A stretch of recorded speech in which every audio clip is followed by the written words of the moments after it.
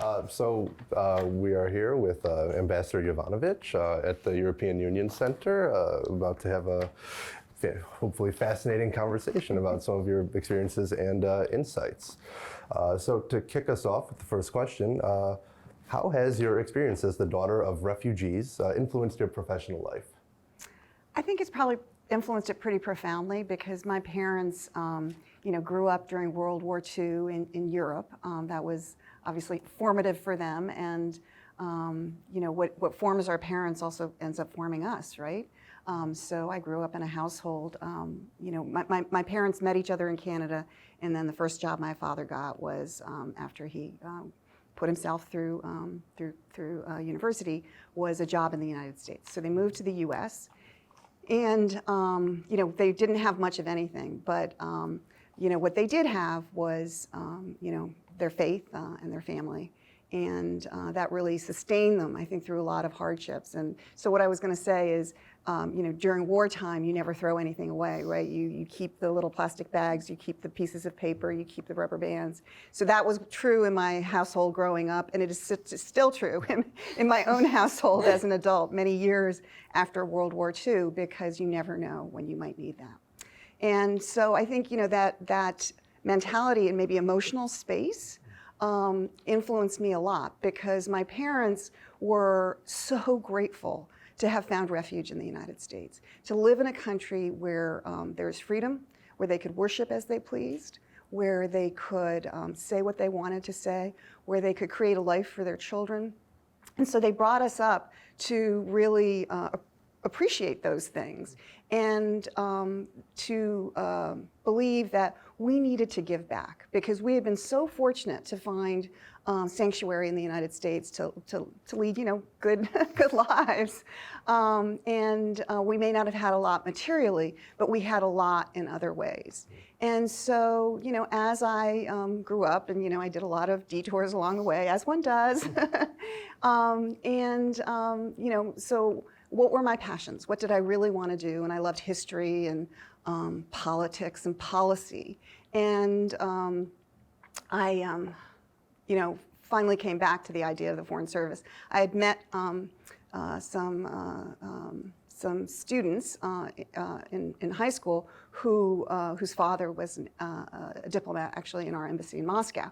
And that just sounded so great to me. I mean, here you live a life of where you are traveling around the world.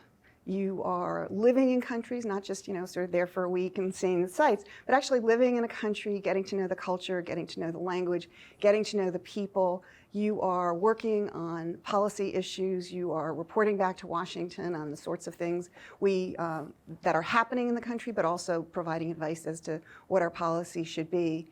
And you get paid to do this. It was like, wow, I can do all these things that I want to do anyway, and I get paid to do it.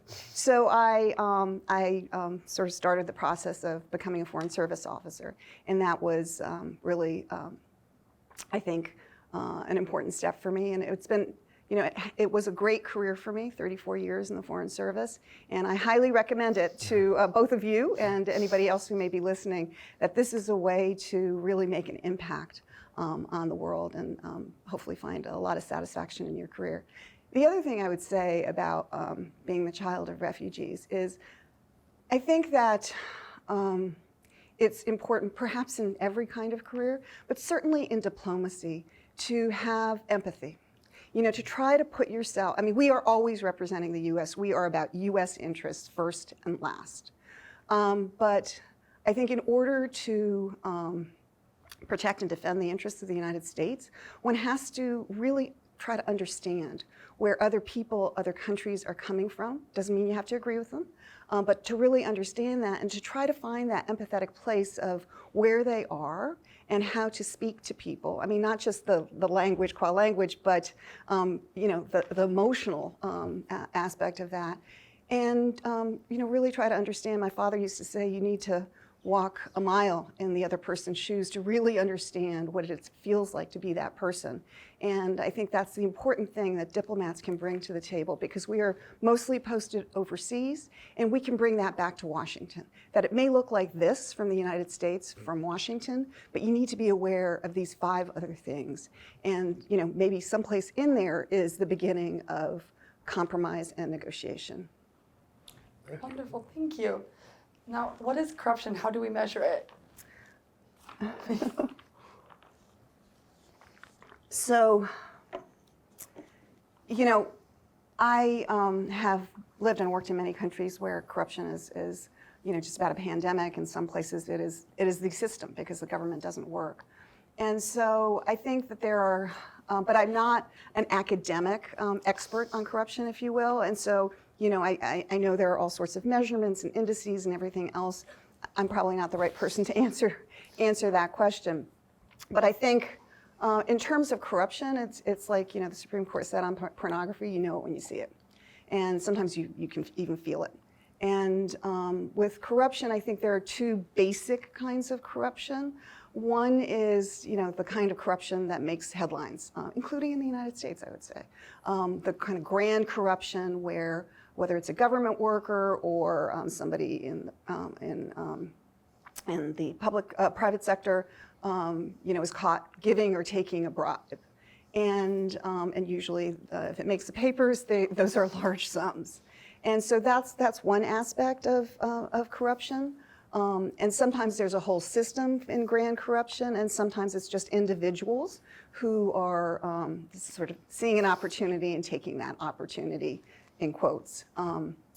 I think in many countries where, I think in the United States, we believe that government is buying for the people, and that the purpose of government is to provide services for the people and to be there to provide for the needs of people, the things that the private sector cannot or will not do. And there are certain kinds of things that are intrinsically governmental jobs. And so that is the purpose of having a government. And there are countries in the world where government just doesn't provide any of those services. And there are a number of reasons for that. Perhaps it's a system that doesn't work. Perhaps it is so corrupt because so many people are stealing at the top that there is no money to trickle down to render those services, like, safe roads, good schools, a public health sector that works, et cetera. Or even, just one very obvious example is the DMV. People need to get licenses to drive their cars in every country in the world. And so here, you may go to the DMV, you may have to wait in line a long time, you may not like the process, the person at the counter may be rude, but as far as I know, among my circle of friends, nobody has ever been asked for a bribe, nor have they ever, sort of proactively offered a bribe in order to get a driver's license.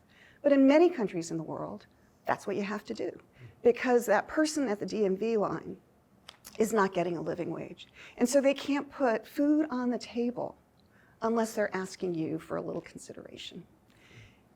And, you as a person who wants a license, you know that. And so maybe you're a little sympathetic to it as well. It's the grease that makes an economy run when the economy isn't working in the normal way.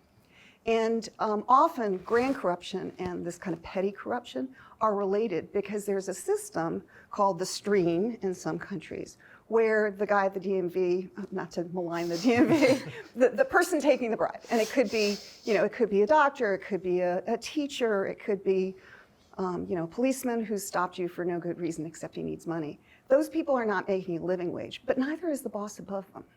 And so they'll take $10, or the equivalent of $10, keep $1, and $9 goes up the stream. And then the next boss takes his or her cut. Mostly it's a he, sorry. And then, on all the way up to the head of the agency, sometimes to the head of the government. And so the 2 forms of corruption are sometimes linked. And so what has to happen is that people, that the culture changes. The whole culture changes so that not only is grand corruption at the top eliminated or at least managed in an appropriate way, which means that people need to be punished. The disincentive for stealing from the people needs to be there, and it needs to be acted upon, and that means people going to jail, even if they are close to the president, even if they are part of his family. That signal needs to be sent. And then people, that doesn't magically reduce corruption, but it makes people weigh the cost-benefit equation of whether they want to actually take that big bribe and potentially get caught and potentially, in some countries, get executed or go to jail. That signal needs to be sent. And then the whole culture needs to change in terms of, taxes. And, we in the US, nobody likes paying taxes, and I'm one of those people who does not like paying taxes, but I do it every year, and I do it honestly, and I'm sure you guys do as well. And we understand, sometimes we may argue with the way our taxes are being spent and we don't like it, and why isn't that pothole in front of my house filled because I pay my taxes. But we understand the concept generally that we pay taxes, and in return, the government has money, so it can pay the guy at the DMV, the teachers, the physicians, other government workers a living wage, so they aren't reliant on taking a little bit of money from you, that you've already provided that money in the form of taxes. And so that there is no need for an under the table or on the black, as sometimes it's called, system of lubricating the economy so that it kind of works. So that was a really long answer to a question, but actually we could go on for days, because the issue of corruption, the issue of the culture of corruption, and how to, we can never really end corruption because temptation is always out there and people are going to be tempted. But, but how does one start to get a handle on it is tremendously complicated. But there has to be, I think, a signal from the top that it is not okay, and this is what we're going to do about it. Fascinating, thank you. So I guess related to that question, what should be the role of Western diplomats in the fight against corruption in foreign countries? So that, I think, is a really good question. And so I'll just answer specifically with regard to Ukraine, because that's the example that I know. And I was in Ukraine twice, once as the #2 at our embassy in the early 2000s, and once as ambassador from 2016 to 2019. And so Ukraine, as of course you know, is one of the former republics of the Soviet Union. And under the communist system, a command economy where some munchkin in Moscow decided how many boots were going to be produced in some factory far, far away in one of the republics for the entire Soviet Union. And so what are the odds that that guy is going to get it right? Pretty minimal. And so, that model was replicated for every kind of product, for every kind of service. So the command economy was not fulfilling the needs of the Soviet people. So corruption across the board was very high in the Soviet Union. And when the Soviet Union fell apart and all of these countries became independent states, it's not like corruption all of a sudden left. And so it was a legacy, one of the unfortunate legacies of the Soviet Union. And corruption, the reason we have it is that it does benefit certain people, a certain elite, some other people. And so there are, from their point of view, even if they talk the talk, they may not necessarily want to walk the walk. So when I arrived in Ukraine in 2001, it had been 10 years since independence. Not a lot had changed there. We had large assistance programs for Ukraine, but we did not address corruption head on. We knew it existed, but we didn't address really the elephant in the room. I think there wasn't perhaps a complete understanding of how debilitating it was to everything that was going on there. And honestly, if the ambassador had walked in and said to President Kuchma, there's a corrupt system here and what you're doing with the oligarchs, not so good, I think he would have been thrown out of the room. I cannot imagine that any of our US ambassadors had that kind of conversation with President Putin, for example, in Moscow. Mm-hmm. But the Ukrainian people, by the time I got there in 2001, they had started to build a civil society. And just again, to go back to the Soviet Union, civil society, Americans don't talk about it very often because we take it so for granted. All of our little organizations, the Garden Club that beautifies our cities, the Girl Scouts, the Boy Scouts, the church group that, provides meals for people who are indigent, all of the things that we do to organize ourselves around our interests or the needs that we perceive, the PTA, the list just goes on and on and on. And de Tocqueville, when he was here famously in the 1800s, he wrote about the importance of civilized society in America and how that really, jumpstarts our democracy. So we don't talk about it very much, but it's critical for us, and I think for any democracy. There was no legacy of that in Ukraine in 1991 because under the Soviet Union, any kind of independent organization, it could have been the chess club, right? Nothing very political about that. But if it wasn't under the auspices of the Communist Party or some organization of the Communist Party, then it was forbidden. People didn't do that. And so, one of the things that I was really struck by the first time I went to the Soviet Union is you would go into apartment buildings and you would walk into the foyer, and it was like you were in the most derelict tenement you have ever seen. And then you walk into the apartment of the person you're visiting, and it is a normal, beautiful apartment. They could control what was in their apartment. They couldn't control the common space. That was something that, was the city government, the Communist Party, somebody else had to manage that. And even though I'm sure 100% of the tenants in that building wanted their common space to be more beautiful, and not, stink of urine and cabbage and be, all messed up, they couldn't do that because that's not part of what they did to sort of self-organize and address a common problem, self-organize and make a little playground in the common area outside for their kids. That was not part of what happened in the Soviet Union. And any kind of independent initiative was quashed. So, fast forward to 2001, those kinds of initiatives were starting, in part because we were providing training for smart young Ukrainians, exchanges for smart, and we did this throughout the Soviet Union and actually throughout the world. We do exchanges, which I think is the best form of soft power, where you bring people to the United States or another place so they can see how other people live, maybe get ideas. They don't necessarily always agree with us, but they go back to their country and they can incorporate some of the things that they find positive. And there are all sorts of trainings, including for journalists. And so investigative journalism was starting then, civil society was starting then. And in 2004, there was the revolution of the Orange Revolution. And this was because of flawed elections where the pro-Russian candidate the elections were basically thrown to him. And the people basically said, we are not going to stand for this. And importantly, President Kuchma, in the most important moment, I think, of his presidency, did not call out the security services, did not call out the police on the people, and allowed a court process to move forward to rerun the elections. So this was all tremendously, I think, important in Ukraine's development. And then fast forward to 2014, where there have been steps forward and steps back in Ukraine's political development, but not as fast as the Ukrainian people wanted. And importantly, corruption was not being addressed. And they had the Revolution of Dignity, which was a revolution that was sparked because the president turned his back on an offer of closer association with the EU,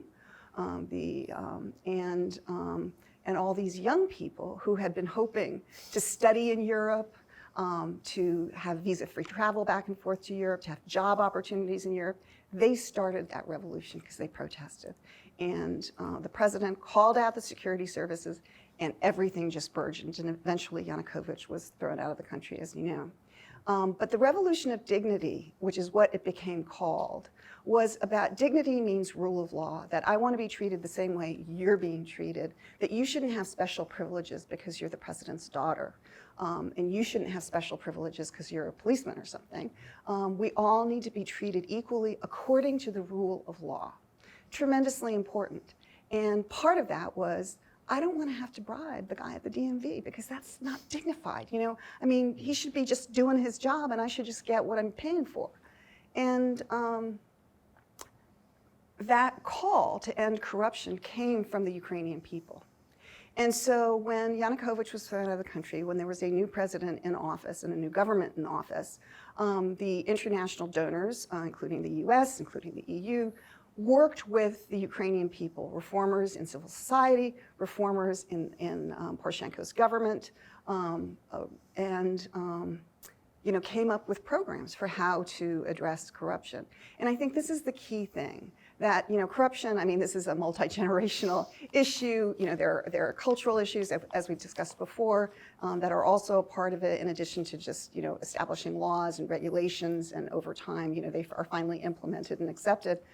But I think that getting back to the question, which is what is the role of foreigners essentially in addressing corruption? I think first and foremost it has to come from the country itself, from the people of that country. We take a lot of credit for anything good that happens in Ukraine. I'm sure you've noticed that in our newspapers. And we should get a lot of credit because we've done a lot in our partnership with Ukraine over time. But it's the Ukrainian people, and now it's the Ukrainian military. It's the very brave leadership of somebody like President Zelensky and others who are leading Ukraine during this moment of great challenge, of existential struggle. And we are providing an important supporting role. But the agency is very clearly with the Ukrainian people, the Ukrainian military, the Ukrainian presidents. I think the same thing can be said about corruption, that all of the assistance programs in the world, all of the goodwill from foreigners, unless that agency is coming from the country itself, it's not going to work. And so I would say that we have important roles, they are supporting roles, and it's important that we are both empathetic, to the history of Ukraine, the understanding of how hard it is to make change, because every time you make change, and we see this in our own country as well, somebody's rice bowl is being broken. I mean, the reason you have an existing situation is because it works for somebody, but maybe it doesn't work for everybody, and maybe that time has passed, and maybe it's just plain wrong. And so, but nevertheless, it's hard to change things, and there are power brokers that are going to oppose you, and the president might worry that he's going to lose power, and all of these things. And we need to be empathetic to those things, even as we encourage and sometimes have really strong conversations, including tying our assistance to certain conditions.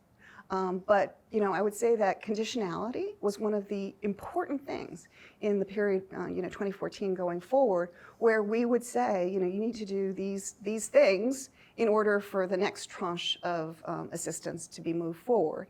And importantly, the international community was united in this. And so the EU didn't come up with 10 conditions, and then the US had another 10, and so forth. We followed the IMF lead, and we all encouraged this and tied our assistance to the same conditions, and I think that was really critical. And what we're seeing now is the EU reaching out to Ukraine and saying, you are a part of Europe, and we want you to be a part of Europe and a member of the EU. Now, we all know this is going to be a long process. I mean, there's the technical aspects and everything else. There's certainly a lot of cultural aspects as well. But there are also 7 conditions that the EU has put down, which are primarily focused on anti-corruption efforts, as well as on rule of law, the court system, prosecutors, et cetera, et cetera. That provides a huge incentive for Ukraine to keep on making reforms. And one of the there are many conversations now about reconstructing and rebuilding Ukraine. What does that look like? How do we do the right things, et cetera, et cetera. But one of the things that I think is common in many of these conversations is that we need to get behind those EU conditions. I mean, these are the conditions that will build a modern Ukrainian state that importantly, the Ukrainian people want. Thank you so much. That was really interesting. And now the follow-up question, which is admittedly the question I was most excited to ask. There have been several discussions about the corrupting role of Russian capital in the EU, from Austria to Cyprus. Is Russian money influencing American and European politics? I think the short answer is yes. And there have been quite a lot of really good books that have come out recently on this.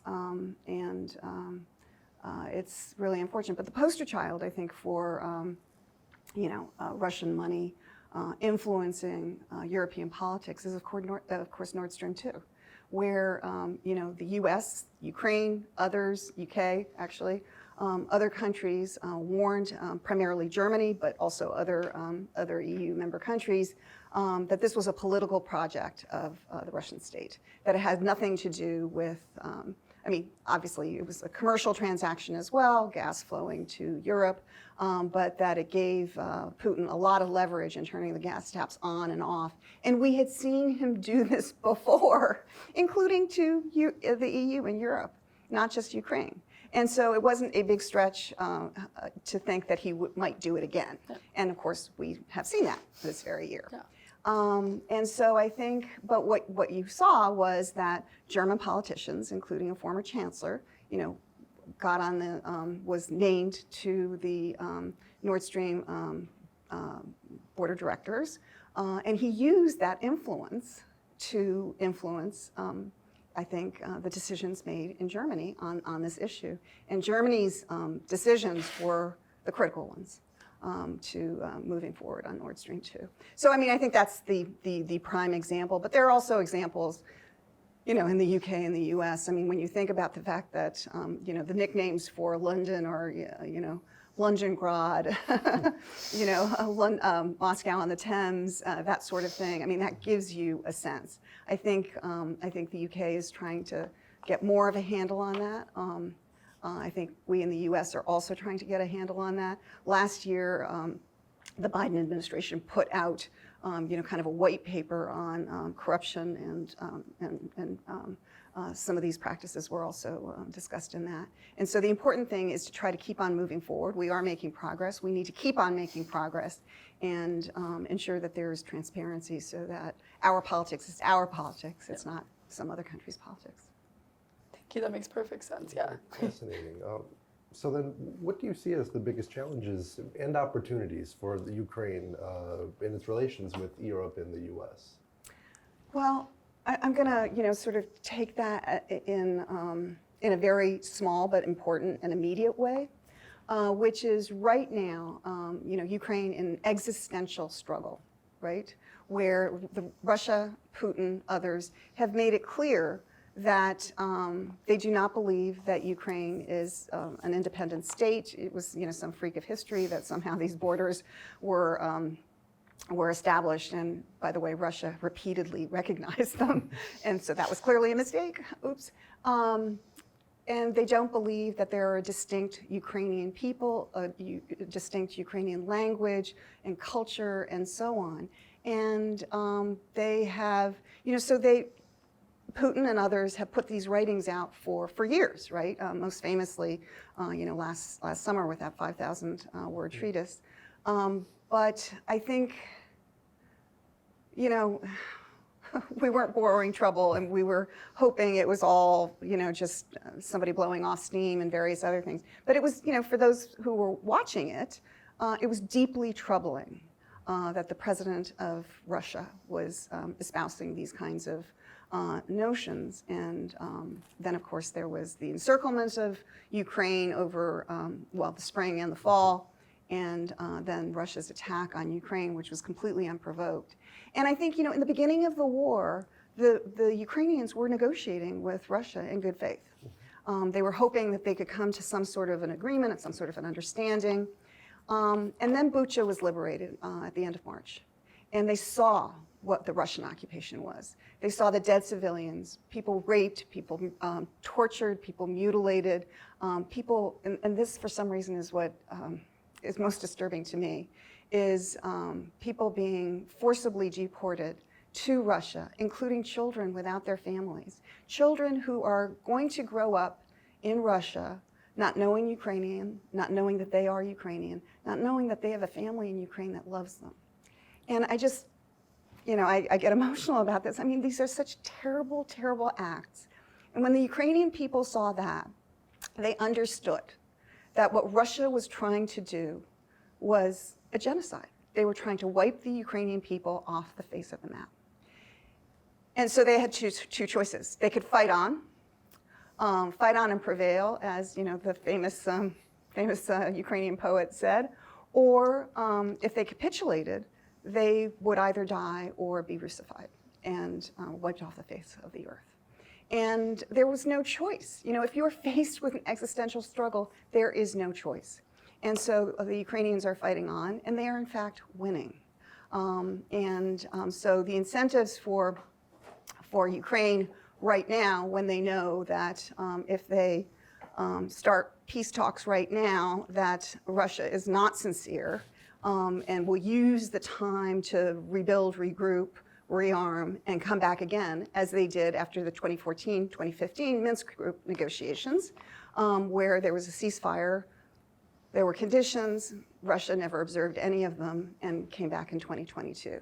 And so the Ukrainians don't want to repeat that terrible history. And so right now, I think, so coming to answer your question, but I just wanted to give you the context for my answer. Right now, I think the challenge for Ukraine is to keep on fighting and maintaining the political and military support from the West. Because the West is understandably concerned about the energy issues that we were just discussing. They're concerned about a widening war. They're concerned about possible use of nuclear weapons. They're concerned about all sorts of things, all of which are legitimate. From my point of view, though, we cannot allow ourselves to be self-deterred by Putin, because he is a bully. And when he threatens, and if we do nothing, which we did nothing, with Chechnya, with Georgia, with Ukraine in 2014, we did a little bit then. Syria, he's just going to keep on going, because he's like, I got their number. They're weak, they're dissolute, they're not united. And so we need to present a united front, and I think, and a strong front, and we need to stay the course to provide military support to Ukraine. This is in our interest, it's in the interest of the West, first and foremost Europe's, if we stop Russia in Ukraine. Because if we don't, Russia will keep on going. That's been the history, and I see no reason to think it's not going to be the future if Russia is successful in Ukraine. So we can see the immediate threat to Ukraine. I think it's harder for many people, especially Americans, to see the immediate threat to America. Why is this our fight? Why is this in our national security interests? And so I think maintaining the challenge for Ukraine is to, ride that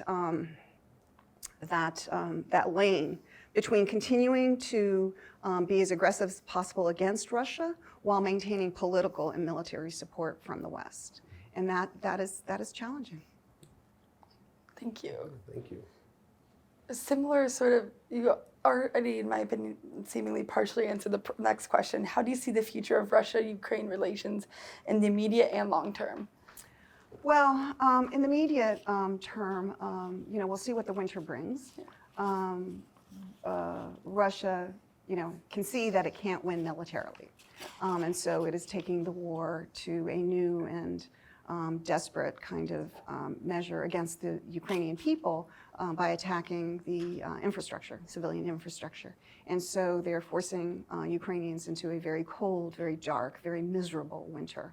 And I'm sure you're hearing from or reading about the conditions that people are living in. It's really appalling.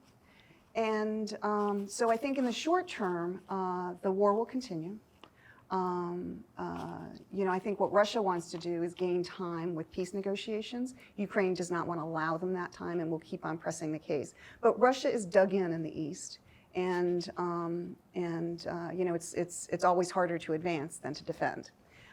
So we'll see how that goes. I would never. I think that the Ukrainians have the momentum and they have the incentive. They know why they're fighting against, a bunch of conscripts, including prisoners, who are cannon fodder, basically, who have no idea what they're doing and why they are there, and they are not equipped, they are not trained, and are also, dying a miserable death. while my bet is on Ukraine, Ukraine will prevail in the end. The question is, what is the cost? And only time will tell. And the other thing is, you can never count Russia out. We underestimate Russia at our peril, even though I think we've all been surprised by how poor the Russian military has performed over the last 10 months. And so, I think, this winter is going to be perhaps an inflection point, but I think the real fighting is going to start again in the spring, and we'll see whether, both armies are exhausted. Are they going to get a chance to regroup and, sort of re-engage in a really serious way, or not?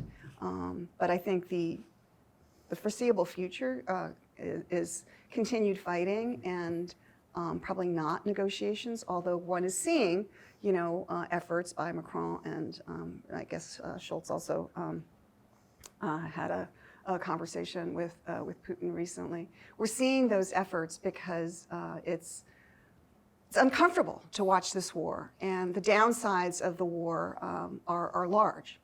And so we'll see where things go. But I think in the short term, it's going to be continued fighting, and very intense fighting, and a lot of misery for the Ukrainian people. Thank you. Great. So we should have time for this last question here. So just wondering, you worked in the U.S. Foreign Service from 1986 to 2019. What changed over those 3 decades in terms of the skills that diplomats need in order to be successful in that sort of environment? And what advice would you have for a current student who would potentially like to pursue a similar career? Yeah. So, maybe some of my colleagues would disagree. I think that certainly what has changed is that we need greater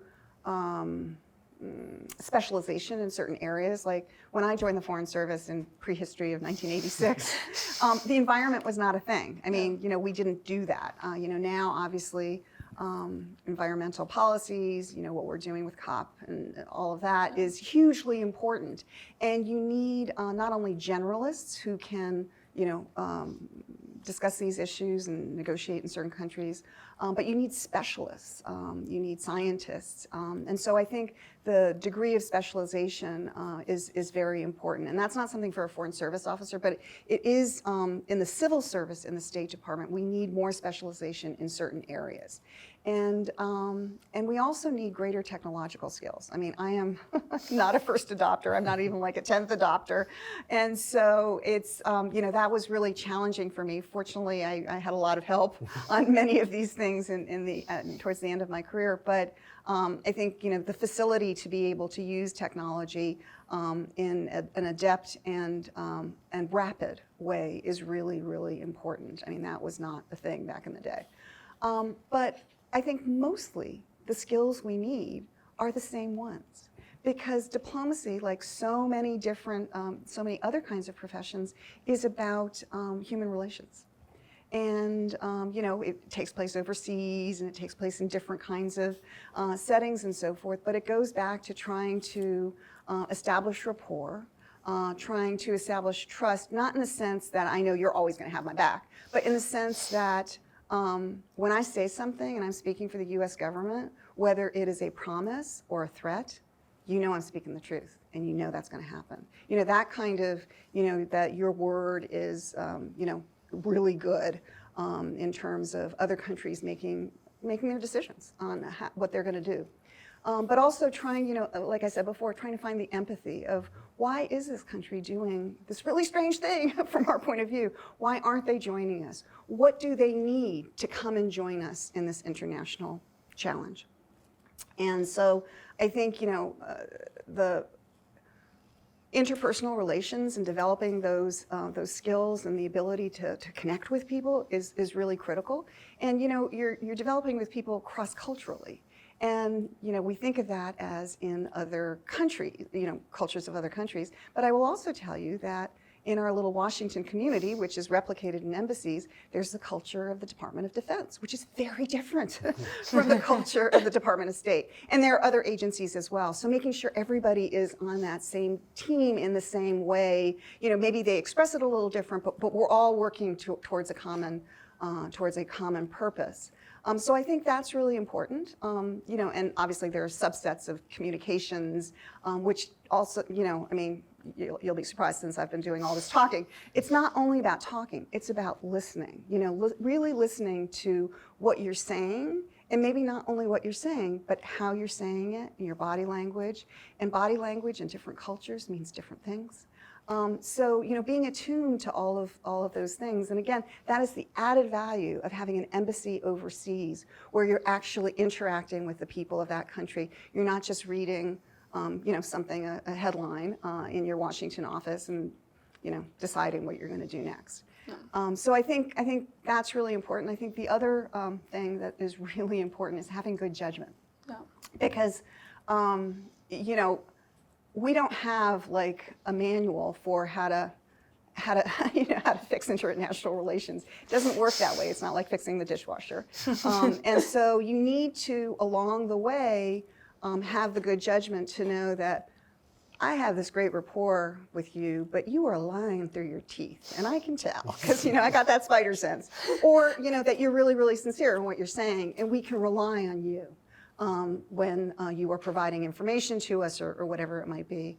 Having that good judgment, having good judgment when it comes to decision sets. And, you know, we would love it if we had the choice between the right decision and the wrong decision, and it is crystal clear. It's not usually that way. It's usually, you know, maybe you might be lucky enough to have several options, and which is the least bad, and which can you move forward with in the most constructive way possible. So good judgment is absolutely critical. And that has not changed, you know, since the time I joined the Foreign Service, and it hasn't changed. You know, neither does the need for good interpersonal skills. So I think there's more continuity, even though things may look different. I think the core skills are still the same. What? Thank you so much. Thank you so That was much. amazing. Thank you. That was incredible. Thank you. Thanks.